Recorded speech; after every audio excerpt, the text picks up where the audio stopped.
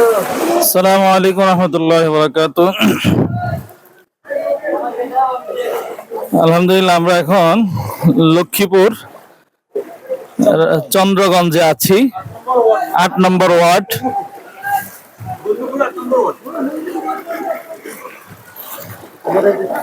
আসতেছি আসতেছি।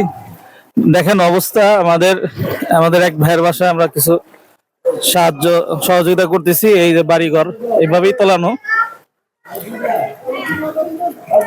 উঠতাছি উঠতাছি আইতেছি।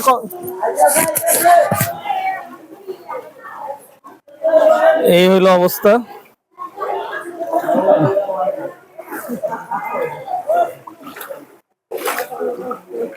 আমি এই পানির মধ্যে আছি, দেখেন।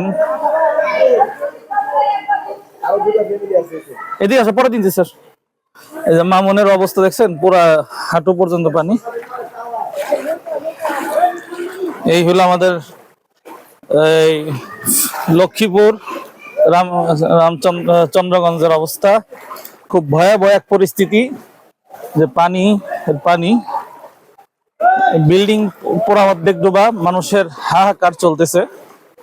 এজন্য বিষয়গুলো আপনারা আল্লাহর কাছে দোয়া করেন যে আল্লাহ তাআলা হেফাজত করে।